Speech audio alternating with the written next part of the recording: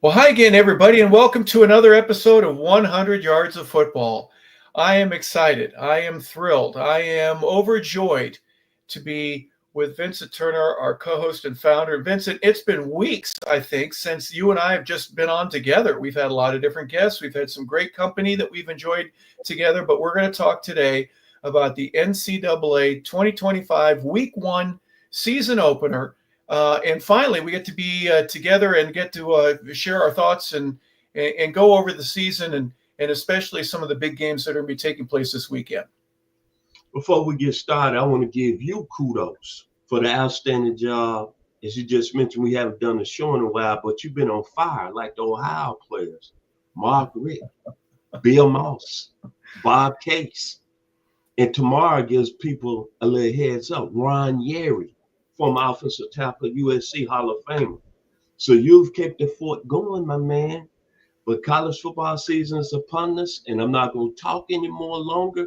I'm going to say one thing like the great announcer from the University of Tennessee used to say, John Ward, it's football time in the state of Georgia. Back to you, Harper. Yep, I'll tell you. But he said Tennessee, though. The offseason, the portal, guys moving all over the place, NIL money. I hope all of that has been worked out to the point where all we're going to talk about now is toe meeting leather and everything that has to do with that. And that's what our focus is going to be. We can go over the politics of what is taking place and how the game is changing and conference realignments. But as much as anything out there right now, I think the fans and certainly you and I just want to see guys play. Let's see who's good, who's better, and how this is all going to level out throughout the course of the year. First game, a big week one. We got a lot of major matchups. Like you said, let's get it going on. A lot of players. It's got a lot of highlights. Very excited to see some players make their first start in college football this year. Ready to see some superstars, see if they're going to take their game to another level. This week is always exciting. And then after week one, we're going to kind of get a feel of what teams are going to be the real players throughout the season, the teams that might take a step back. Yeah, the contenders and pretenders and all different scenarios are going to work themselves out throughout the next couple of weeks. But to get off to an early start, key for everybody. I had the great pleasure here in Georgia just a couple of weeks ago of doing a week one game. And one of the things that we talked about on the pregame show is how some of these kids, especially the freshmen and sophomores, are a little nervous. They may not have had a whole lot of sleep the night before. They may go into this game exhausted. But you know what? It works itself out. Everybody's got to go through it. However, Thursday night, tomorrow, we're filming this on a Wednesday. Tomorrow is the season opener. And let's begin with what I would consider to be a surprise of last year, which will not be a surprise for this year. 12-2, the Boise State Broncos, and they go to South Florida. They'll take on the 7-6, the Bulls of South Florida.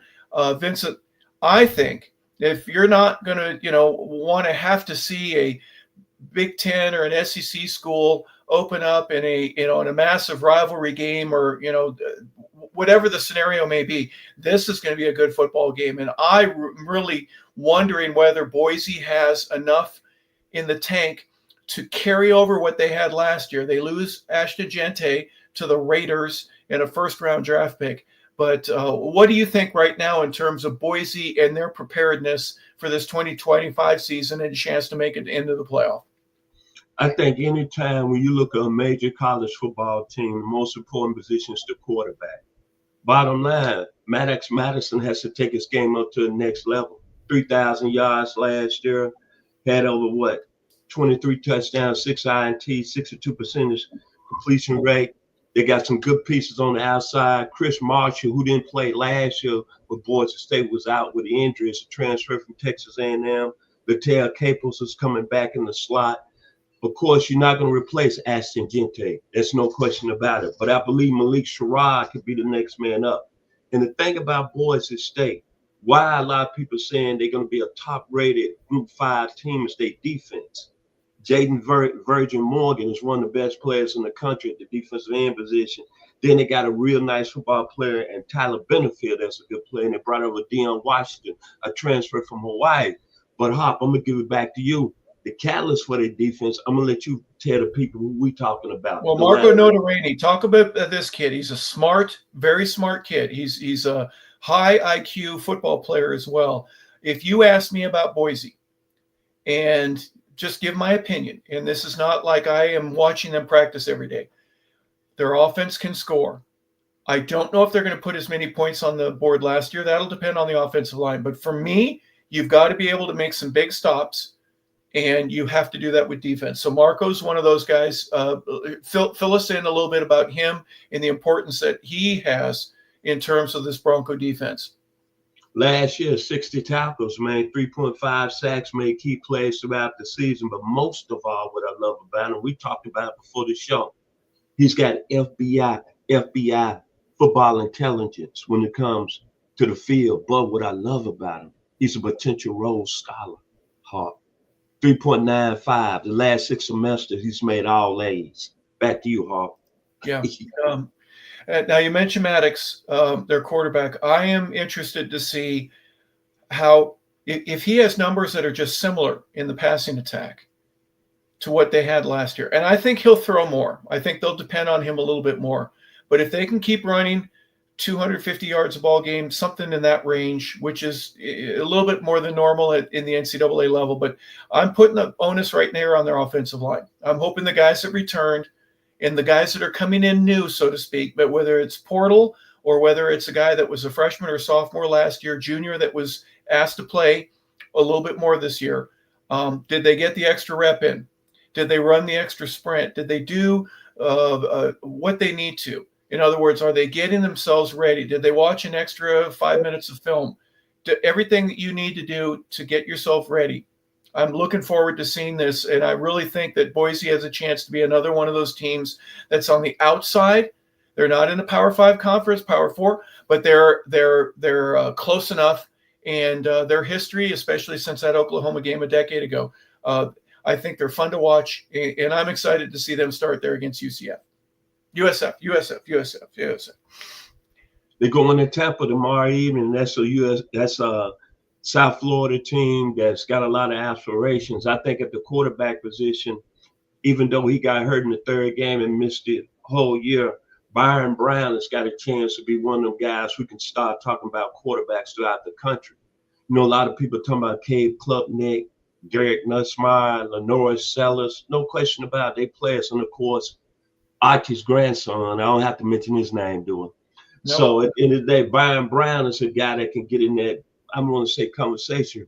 Remember 2 years ago in South Florida, he was one of the few quarterbacks that had over 3,000 yards passing and 800 yards rushing. Then I like this receiver that comes out of where you live at, Harper, up there in Gwinnett County, Kayshawn Singleton out of Meadow Creek. They called him Kelvin Johnson, too. Last year, he had over 23 receptions, almost 400 yards, but they think he's going to really colorplate to be one of the top receivers in the country. And then, listen for this name, Jalen Schuler on defense, one of the better defensive players in the country. Like I said, a guy that's got NFL talent written all over. And plus, South Florida think they can be a team that can be one of the top teams in the Group 5. They could come out if they can pull upset with Boise State tomorrow night. That's going to be a very competitive football game in Tampa. Yeah, and in the heat and humidity, I think USF has an advantage with that. Let's take a look at the American Athletic Conference, where last year Army, Tulane, then Navy. Navy was 10-3 last year. Remember, the Memphis Tigers, East Carolina, the Pirates, and then at 4-4 in the conference, but then 7-6 overall. You've got the South Florida Bulls. So they were a little bit above average, if you ask me, but they have a lot of room to reach to try to give Army, Tulane, Navy, those guys a run for their money for this season. So this is a big game for them. I think they would absolutely take the momentum from something like this. This would be an upset at home, absolutely, in my opinion. They may not think so, but, you know, we got to wait and see what they've got in terms of, you know, what's in the tank for this season. Yes, sir. And when you look at the conference, of course, I got to give kudos and much blessings to the University of Memphis. Brendan Lewis is a quarterback Come transferring on. in from Nevada. No way. You like Memphis for you? Really? No way. You like Memphis? Yes, sir. I like Oh my Memphis goodness. to be a Look, big team in the discussion of Group 5. Matter of fact, I get to see him up close and personal. A lot of people don't know this man right here is part of the Georgia State Radio Network, and how fitting. Week 2 in the college football season, Memphis comes to Atlanta and play Georgia State. But the Tigers, of course, my root from my home school. Last year, they've been knocking on the doors, one of the Group 5 teams. Hopefully this year, they can start in week 1. They play Chattanooga on Saturday night, and if they win, the Georgia State game will have a lot of emphasis and importance on it. Back to you. Absolutely. Well, week 1, game 1 is Boise State USF that we're going to feature. That's on Thursday night, tomorrow evening. It's a nationally televised game. And then our second game that we're going to highlight is from Friday. The Friday game. Let's get a big look at Georgia Tech. I was very surprised last year, Vincent, at how well Georgia Tech was able to get bigger, faster, stronger in so many different ways. They impressed me. They end up going 7-6. They scored 40 or 43 points more than what they gave up last year. So they're doing it the way that the rest of the teams are doing it. They're throwing the ball a lot more. They're not dependent on the wishbone, as many people know for years. That triple option is now a thing of the past. And I'm thinking Georgia Tech, if nothing else, goes into the University of Colorado and really surprise them. The colors are very similar. The helmets are going to be very similar. There are lots of things that you could have there, but CU better be ready now. Dion has had a whole year to revamp his offense. His wide receiver, his quarterback are gone. Some of his linemen have disappeared, but this is a big game now for the Buffs. This is the first time Colorado is playing Georgia Tech in football. Did you know that? I didn't know that. No. And there's something else that they'll go to this game. 1990. Both of them shared the national championship. They did. Yep. How ironic. And then we had, add to your list of special guests, we had Ken Swilling on, who's the safety about a month ago on that 90 Georgia Tech team. And very interesting, big football game, which we're going to see Georgia Tech, are they ready to roll with the big boys? Are they ready to really get in a discussion of being a college football playoff team? And I know a lot of Georgia Tech fans, where I live here in Douglasville, they really are saying this is the measuring stick for their season. Because if they go out there to Boulder and lay an egg, then are we going to go back? That's the same old Georgia Tech. They'll get a win against a major ranked team. Then the next week they come back and let us down. But this Georgia Tech team, like you said, they're a whole different team. Brent Key has changed the culture. They're a much physical team at the line of scrimmage. And they got 3 very explosive players at 3 major positions that you have to have on offense. The quarterback, Haynes King, is a very experienced player, one of the best in the country, 2,100 yards last year. I think had over passing 587 yards on the ground. Then they got Jamal Haynes, 944 yards last year, 7 touchdowns, one of the best running backs in the country. Then Malik Rutherford, another guy, 62 receptions, 702 yards, 3 touchdowns. And then their offensive coordinator, I did not think Buster Faulkner was that good, because when you was at Georgia, he was kind of, I think, the position coach. He wasn't a coordinator. But, man, you got to give him credit. Georgia Tech had averaged, 425 total offensive yards? And then defensively, they got 2 of the better players in the country, Kyle Elford, one of the best linebackers in the country, and Clayton Lee Powell. 52 tackles on the year from Westlake High School. And we know the alum out of Westlake, Cam Newton, Pac-Man Jones, A.J. Terrell. This is a very, very big game for Georgia Tech, and they favored in this game. So they expect to win. Taking on a Colorado team that's basically lost their 2 best players. And if Georgia Tech goes out there and doesn't play it well, then what are we going to be saying? How are we going to look at Brent Key? Is this the same Yellow Jackets? Or these the Yellow Jackets that beat Miami when they was number 1 last year and took Georgia to 5, 6 overtimes? 7, yeah. Georgia Tech 5-3 in the conference. They were 7-6 overall. They were 5-0 at home. Think about that. They played well at home, but this is a road game, and I think all the coaches and if the players are as smart as I think they are at Georgia Tech, they're going to say, "Listen, it's going to be high altitude. We got to run a little bit more during this offseason. We got to get ourselves ready for this." Now, you can't get ready for it when you get there. During the first breath that you take, there's no oxygen in it. But by the third and fourth quarter, right, your body assimilates. You're still tired. Don't get me wrong, but all the work that you did a month ago to get you ready for this, that's what's going to help pay off for them. But I agree with you. I think it's a big game for Tech. They win this. They've got not only the momentum, but I think the fan base will start in that they, instead of 35 or 40,000, they may get 45 or 50. And that to me is a big thing. You get the kids early. A lot of folks that go to Georgia Tech, that football is not their number one love.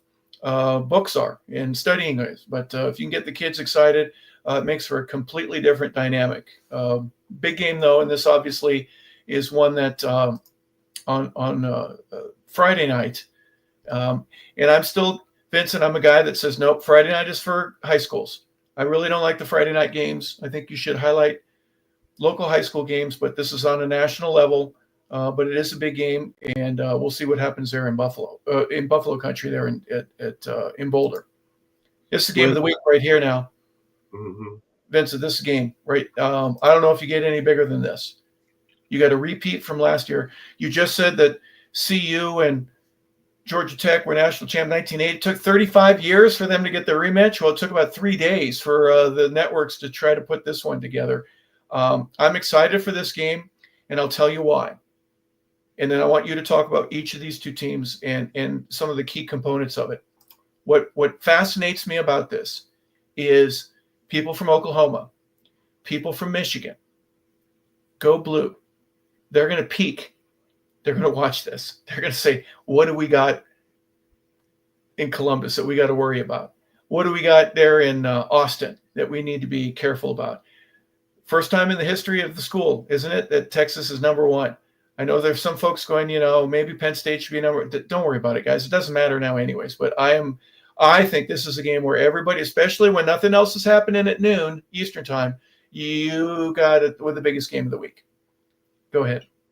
When you talk about special games, you always think about the games of the century, UCLA, USC in 67.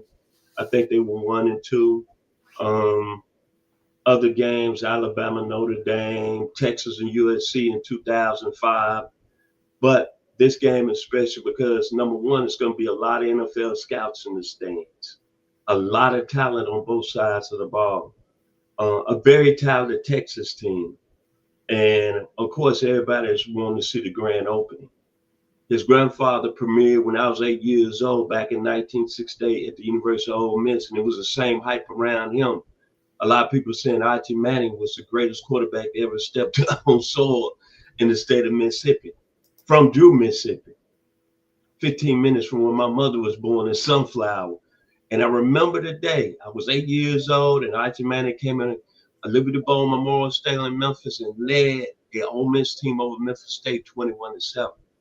And who would have thought, me being 65 years old today, is his grandson has got the most hype of any college football player coming up this weekend.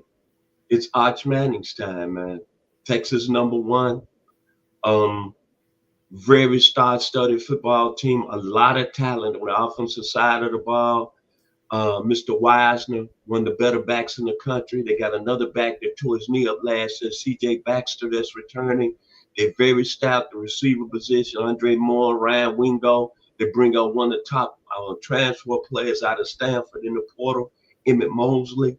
Defensively, what more can you say about Anthony Hill Jr.? A lot of people saying he's the best linebacker in the country. Then the safety, Michael Tabb. Then other players, Colin Simmons. This is a very loaded Texas team. But the thing I like about Texas, when Steve Sarkisian took over 4 years ago, did we honestly think he was going to have Texas at this level quickly? Remember, they went 5-7 his first year. And back-to-back college football playoff appearances. And now they're recruiting on a high level. Now they own the state of Texas in recruiting. It brings back the days. James Street, Vince Young, Earl Campbell, Daryl Rohr, Fred Akers, Mac Brown. Texas is back, man. They are all the way back. And they're traveling down to Columbus. The defending national champions. I'm happy for Coach Ryan Day. Because if he did not go through the playoffs and Ohio State would have got beat, can we imagine that he would have been on him right now? He would definitely be coaching for his job. But he won the national championship, and now everything is all right in Columbus. They're breaking in a new quarterback, Julian Sain, who first was at Alabama when Nick Saban left. He said, you know what? I'm going to take my talents to Columbus. Remember about this young man here. He's a 5-star product. You don't think he's been watching film and hearing and been listening to Arch Manning talk for the last 3 or 4 months? You don't think he want to prove himself? 7,900 yards in high school and over 86 touchdowns in a course. How can we not be excited to see maybe one of the best football players that's ever came through college football at the receiver position? Might be the best receiver all time. We end our days and lives talking about a player at the position, at the wide receiver position. Jeremiah Smith. I don't have to say how good he is. And you know what? They say he's gotten better. They say right now on the bench, 225, he's doing it 20 times. His vertical went from 38 to 40. And then on top of that, he's 6'3", now he's about 230, solid muscle. I don't have to say no more. And then they got the best safety in the country. Again, up there where you live at Harper, Caleb Downs, in the league. And last year, he played at a high level. In 2 years, he's played at Alabama and Ohio State. The young man has over 188 tackles. But I think the key for Ohio State in this football game is the ability to be able to run the ball and control the clock. Remember, they lost 2 studs to the NFL who's really playing real well. One of them did his thing in training camp, Trayvon Henderson over there in New England. But they're bringing in a guy transferred from West Virginia, C.J. Donaldson. Over 3 seasons in West Virginia, over 2,000 yards and 30 touchdowns. But like I said, man, it's must TV on Saturday. Gus Johnson making a call, Joel Klatt. Gus Johnson's going to have that high pitch. Get ready. And I'm going to tell you a little story that I don't want nobody to hear. My job, I'm taking off Saturday. I'm going to the bar to watch it. Back to you, Harp. Don't tell anyone that you might take some time off work. Don't do that. Yes, sir. Good advice. That's really good advice. Don't tell anyone. All right. We don't do that. You mentioned something earlier. Can you imagine being a senior at Texas last year and studying economics or pre-law, or you're just a basic arts and science student, and you got to leave? You wait a second. I want to go back to school. I want to stay for a little while. I want to see what this Arch Manning can do. I want to see what this offensive line can do. I want to see what these fast wide receivers are going to do. We got a team. I don't want to leave now. I want to stick around. You might have flunked the class on purpose, have to take summer school, to do that. And another point that I wanted to make, there were some folks in Ohio that when you lose to Michigan, you think the season is over, but you get in. You don't get to play in the Big Ten playoff, but you get in anyways, and then you run the table. And there's still people that are going, well, but we lost to Michigan. So what? You won the Natty. Stop it. You got to go out to the Rose Bowl. You got to play in a national championship game. Oh my gosh! Come on, guys. It's time to let loose a little bit. But those are 2 of the things that stick out to me. This will be a great game. I don't know if it'll be a blowout. I don't know if it'll go down to the wire with go to overtime. I don't. And there are some different overtime rules. There are going to be less timeouts and less time spent in between each score. That there are a couple of games that kind of got away from him. There's some other rules, and we can go over those on another occasion. But big game here. 13-3 from last year versus 14-2, and the national champion is the Ohio State Buckeyes. So. What an amazing game at 12 o'clock. All right, next we're going to talk about another big one at 7:30. Let me get a better view here of these 2 logos. Number 9, LSU Baton Rouge Tigers take on the number 4 Clemson, 10-4 last year. Their Tigers. Lots of Tigers getting a chance to play this week, Vincent, but this is going to be another one of those really good games, very competitive, and I'm looking forward to this one as much as any. NFL talent all over the field No on Saturday kidding. Yeah. nights. And the battle of the real Death Valley. Clemson says they are the founders of the real Death Valley. And of course, LSU, you've been there hard. They say they are the Death Valley, but they're going to be playing this game in Clemson. Well, which one is the fake Death Valley? Is there a fake Death Valley versus a real one? Do we know? Is there a fake? Is there a bogus Death Valley where you don't die as much as you do in the other Valley of Death? I don't know. I would say the real Death Valley. Back in my day, I give my top vote to LSU. Yeah. Because they've been playing at night games in the 50s since Billy Cannon. So that's my vote for the real Death Valley. But this is really a college football playoff game to start the season off. Both teams have aspirations of getting to the college football playoffs. I'm going to start with LSU. The pressure is on Brian Kelly. You don't get to the college football playoffs this year, Mr. Kelly, I think LSU is going to be making a change at the coaching spot. And I think some guys are really looking at their job, one by the name of John Gruden. Don't be surprised there.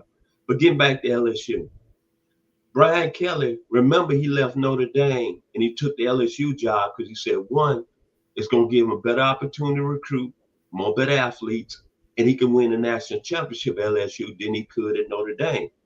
Well, since he's been at LSU, he hasn't won the season opener.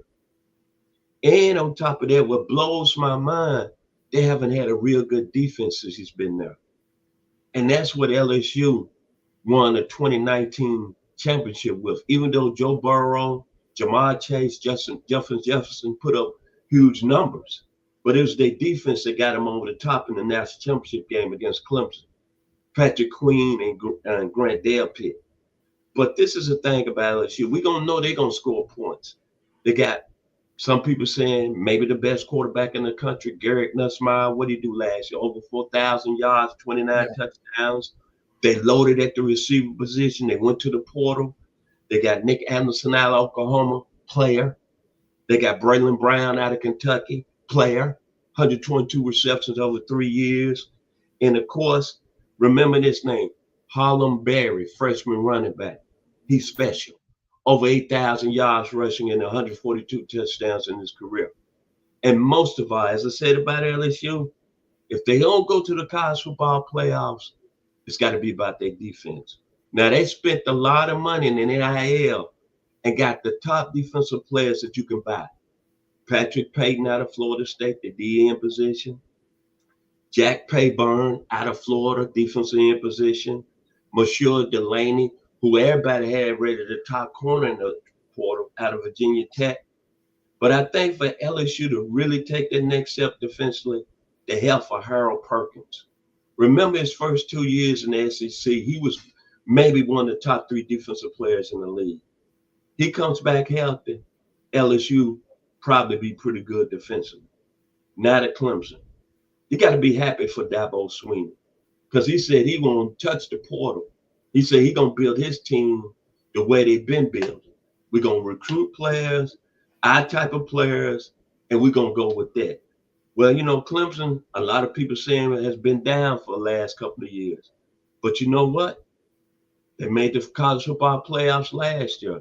And their quarterback, I think, finally matured to be the guy we thought he could be on that same level as Trevor Lawrence, Deshaun Watson, and Homer Jordan. The 3 quarterbacks has won national championships at Clemson. And his name is Cade Klubnik. Boy, after that Georgia game, can you be honestly in your heart, Harper thought that he had a type of season after that first game against Georgia? See, I'm telling you, everybody gives up way too quick. If we don't win the first game, we're not going to stop it. Just relax. Let these guys play. Let them get better. Let them learn what they need to learn and get to that next level. He came back, had an outstanding season, 36 touchdowns, over 4,000 yards. He's got a very good receiving core that's coming back. Brian Winslow, Antonio Williams, TJ Moore, those guys can play. And then defensively, it seems to me every year Clemson is going to have at least 4 or 5 guys that's going to go high in the draft. Yeah. And they always keep pumping these D linemen out. Pete Woods and TJ Parker on their D line is going to be high draft picks. Sammy Brown, who everybody wanted last, is going to be one of them linebackers by the time he get to his junior year, which is next year. He's going to be a highly draft pick. And then they got A.J. Terrell's little brother, Avon Terrell, is one of the top corners in the country. So Clemson is loaded. But the game is, this is an important game on a national scale. If Clemson wins this game, I think they roll going through the ACC is much better than LSU, because LSU, to me, has to have this game simply because they're playing in the toughest conference in America. And you lose this game, then the LSU faithful, Mr. Brian Kelly, they're going to be telling you, hey, man, you lost this game again. Now look what we got to do. We got to go to the SEC schedule. Alabama's waiting on us. Florida is waiting on us. And that's already enough right there.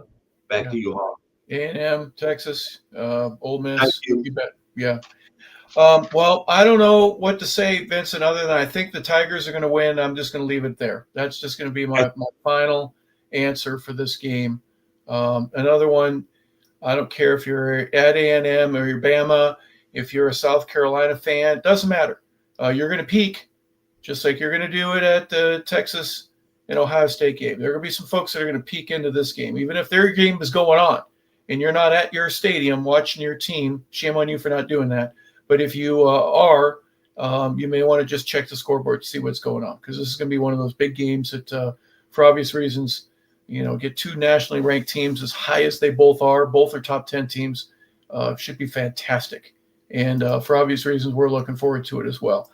All right, last game we're going to talk about here, convicts versus Catholics. We're going to have a revisit of this, and I'm kind of excited for this. Notre Dame surprised a lot of people last year. Irish were 14-2. Miami was 10-3. Give me your thoughts here on Notre Dame going to Miami. Winnable ball game. I think I got a lot of respect for Marcus Freeman, the head coach. Remember last year, Notre Dame came out of the box real hot. They beat Texas A&M on the road, but then they came back the next week, and I believe they lost to Northern Illinois.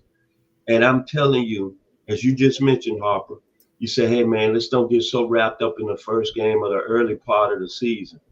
When he lost that game against Northern Illinois, I guarantee you it was over at least 100,000 people were saying that he was not going to last a season and Notre Dame was going to lose at least 4 games. But he got the ship turned around. Riley Leonard played very excellent for him at the quarterback position, and Notre Dame made it to the championship game. And they beat some good teams along the way, Georgia and Penn State. Now you got a new quarterback under the center. And I think, honestly, Notre Dame is going to be a better team. C.J. Carr. Listen to that name, C.J. Carr. The guy threw for over, I believe, 6,000-7,000 yards in high school, but he's the grandson of Lloyd Carr, former national championship coach at Michigan. Okay. And the guy's a very, very good football player. He's going to go down to South Beach in Miami, but I think it's going to be ready. And one thing about Notre Dame that I think that's to their advantage, they have a player that can keep them in the game. If you got one player, and we saw that last year with Boise State, how much did Ashton Gente meant to Boise State last year?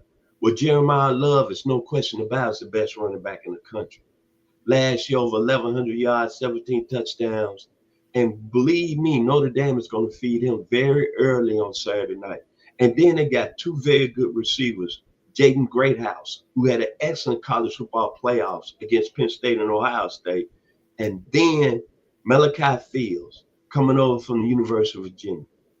In his career at Virginia in the ACC, 129 receptions, over 1,849 yards, and 11 touchdowns. And then, of course, Notre Dame has got one of the better defensive players in the country, Leonard Moore, who's now a sophomore. He did a very good job against Jeremiah Smith in the college football championship game. Notre Dame, I think, is going to be very prepared to play this football game. And Marcus Freeman, one thing I learned about him, he doesn't get too high, he doesn't get too low. And he took that Notre Dame job under a lot of pressure. Those one of those jobs that you got to have a person, he got to be built a certain way. You can't lose too many games in Notre Dame. That's year in and year out. You lose 2 or 3 games and don't make the playoffs. They talking about moving on to the next man, and I don't care who you are. That's why Brian Kelly left. AKA, hello. Back to you, Harp. Yeah, this big game for the Irish. Start out. I always look at it this way: you get the extra rep, the extra run, the extra film time. There's no doubt that all the games that we've covered here today are going to be ones where the players are going to police themselves and give a little bit extra effort to be ready for this game. You're going against the top 10 team in Miami, and that'll change throughout the course of the year. But, you go down to that place, so you're obviously going to tell yourself how hot it's going to be and how humid and, night game, et cetera, et cetera. But you get yourself ready for it. You'll be nervous on that plane going down, and then you may not get a whole heck of a lot of sleep. But if Notre Dame takes care of business, like the Tigers are going to take care of business, and I'm kind of teasing there. I'm not sure which one's going to win. If you're the Buffs or the Yellow Jackets, you got to take care of your business. Do what you've been practicing, work on it, get better, and then just do it in the game the way that you've been practicing it, and try to make something crazy happen. Get a fumble, strip the ball out, do something unique, get yourself noticed. That's the message that every team is going to have. All 110 games are going to be taking place over this next weekend. Hey, Vincent, if you don't mind, let's look at some of the other games that we're not going to feature. Just a quick little insight. Give me your opinion here. There's a couple of them that I'd like to go over with you real quick. Florida State and Alabama in a different time zone. 5-10 years ago, 25 years ago, this would be a marquee game for obvious reasons. Not so this time. Give me your thoughts here on these two. That's a marquee game now. You got Alabama. If you know, we right next to the state of Alabama. They're looking to win this football game. They got a new guy in the center, Ty Simpson, Caleb DeBoer. It's a must-win situation because over there in the state of Alabama, they're expecting you to be a college football playing team this year with the talent you have. Florida State, I love my boy Mike Norvell. Love him as a head coach, but I'm be honest with you. Going 2-9 last year in Tallahassee, they shocked the world in a negative way. The pressure on him. I don't know the win total for Coach Norvell at Florida State this year, but I'm going to tell you this. It's got to be close to you where the people in Tallahassee are talking about getting back to the college football playoffs. And how funnily would it be if you can upset Alabama in the first game of the year? Back to you, Harp. Well, we talked about a game where the Tigers are going to win. I bet you there's going to be a lot of orange in the stadium here. Syracuse and your boys in Tennessee. Talk a little bit about this one. Very simple. It's a new era. Joey Aguilera from the state of California.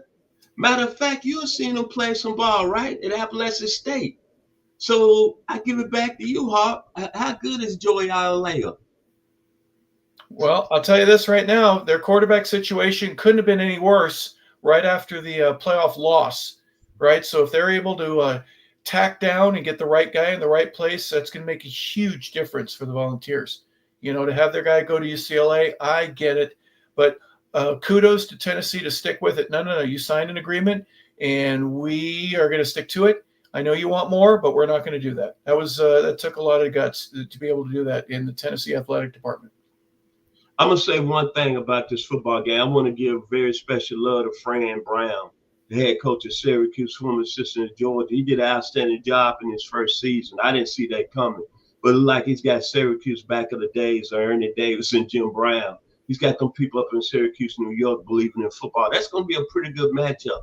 Only thing is at 12 noon in the other game we just talked about, Texas and Ohio State is going to be going on. But very interesting football game. Back to you, Hawk. Let's take a look at something that real phenomenon last year, the Indiana Hoosiers. Now, they open up against Old Dominion, a Sunbelt team, but Kurt Cignetti, the coach of the year, and for obvious reasons, people in Indiana are just amped and ready to go. Do you think they've got what it takes to be able to stay in the pack, upper end echelon of the Big Ten and make it back into the playoff? I like the Italian stallion, Kurt Cignetti, coach of the year. Matter of fact, you had a chance to meet him. Yep. Ed Robinson, Coach of the Year. I like Indiana. They had a very important guy that they got in the portal, Fernando Mendoza. Very good quarterback coming over the University of California. He's going to be a player in the Big Ten. I wouldn't be surprised Indiana right back in that mix. And I'm going to tell you this. Watch out for the Illinois-Indiana game. That game right there might decide who's going to be a college football playoff participant. That's going to be a huge football game in the Big Ten when them two get together. Yeah, I agree. All right, let's move on to another one. Marshall and the Thundering Herd, another Sun Belt team. Real quick, Georgia kind of impressed and then didn't impress when they needed to. They were a little bit of both. What are your thoughts here with the Bulldogs? Are they going to have everything that they need to get right back in it? A lot of question marks, man, right at the quarterback position. What do we always say? We always go back to the last game that we saw, right? I'm going to put you on the spot. Your last impressions of Gunnar Stockton in the game against Notre Dame under center. Be honest. I don't want to put you on the spot, but I'm putting you there. Well, I think that the University of Georgia, from the top man down to the bottom man, was surprised as could be that Notre Dame ended up being as good as they were. I don't think they were ready for that. They had beaten Texas twice when they needed to, and I think that Notre Dame, in their mind's eye, wasn't as good as Texas was. So they were waiting for Notre Dame to lay down, and they didn't. So I think they were caught, red-handed in not giving everything that they had.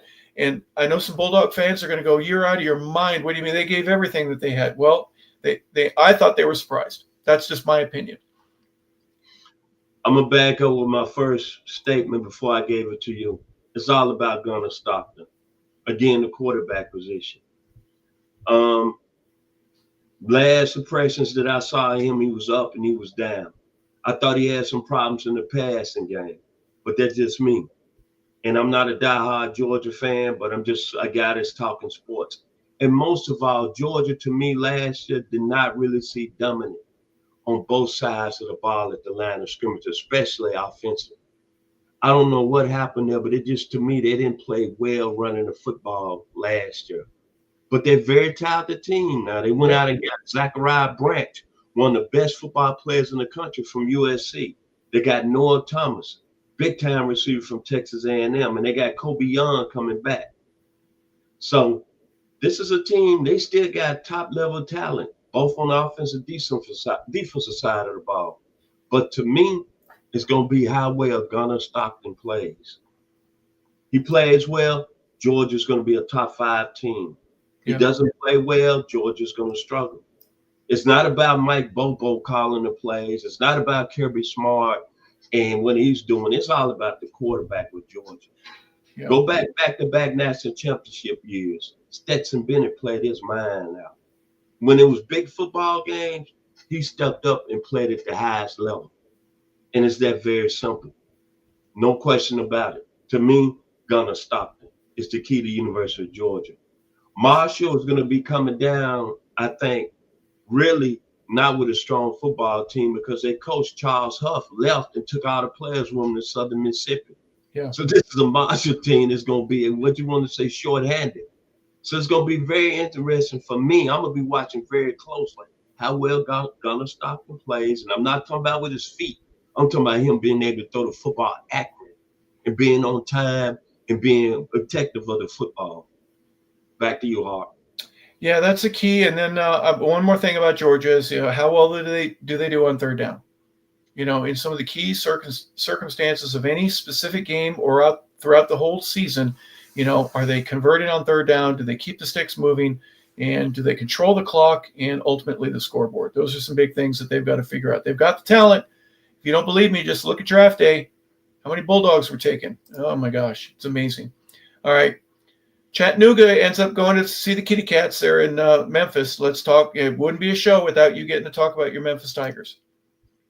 Ryan Severfield, he surprised me. He's done an outstanding job the last few years at the University of Memphis. He had him knocking at the door as a potential Group 5 college playoff team. I think this year's team is going to be very strong. Brendan Lewis coming over as a quarterback from Nevada is really a good find for the University of Memphis. And we're going to see. They open up against Chattanooga. I expect them to win that football game. I expect them to score a lot of points. But the game I'm looking at that I'm going to be at on September, I want to say the 6th, right there where the old Atlanta Braves played at, Georgia State Stadium. Well, you part of the radio team, that's what's going to be my measuring stick of the University of Memphis. See how well they're going to be against that Georgia State team. That's going to me, be vastly improved. What is it y'all bringing in, Mr. Harper? What, 17 three-star players, if I'm correct? So there's that's going to be 70. This is almost like what Dion did when his first year at Colorado. 70 guys that were not on the roster last year that are at Georgia State University. They're bigger, they're faster, they're stronger. And hopefully Coach McGee has done a fantastic job of just trying to assimilate new bodies, get them to like each other, and start working hard in practices. I mean, we'll see. Go ahead. And one thing, I hope the University of Memphis band comes, because it's going to be nice being here almost since 1996 and not being able to get back and see the Tigers play football-wise in the beautiful Liberty Bowl Memorial Stadium. And what I mean by nice, I hope to be down there and to hit a fight song. Get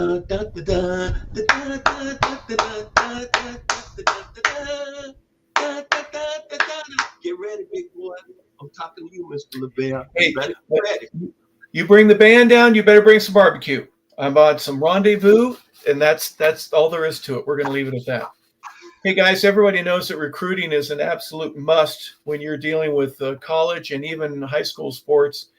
You're always looking for a needle in a haystack. And if you're in the business world, you're looking for great recruits as well. Hopefully, you get a lot of great resumes and enough candidates that have the right skill and experience. ZipRecruiter can help you do that. They find amazing candidates for you, top class, upper echelon people that will help your business to get to the next level, and they'll do it fast. ZipRecruiter's smart technology helps to identify top talent for your roles and gets you there faster than the others. ZipRecruiter also lets you connect with top candidates where you can invite them to apply for specific positions that you think they'll be ready for. Ditch the others. Get rid of the hiring sites that are not with ZipRecruiter. Find out what you're looking for, the needle in the haystack, the top recruit. Try it for free with the exclusive offer that they have. When you watch our show, you'll hear that ZipRecruiter.com/audio, AUDIO, is the place to go. ZipRecruiter.com/audio. It's the smart way to hire. Vincent, this is week one. We've had, 45 minutes now of discussion about some of the great games that are going on. Give me your final thoughts here. Week one is always a measuring stick to see where you at as a football team. A lot of expectations on certain players. But the matchup between Texas and Ohio State is going to be one I think is going to measure college football throughout the season. How good is the SEC? How good is the Big Ten? Then, of course, coming back Saturday night with LSU and Clemson, how good is the ACC? How good is the SEC? I'm excited. Football is here.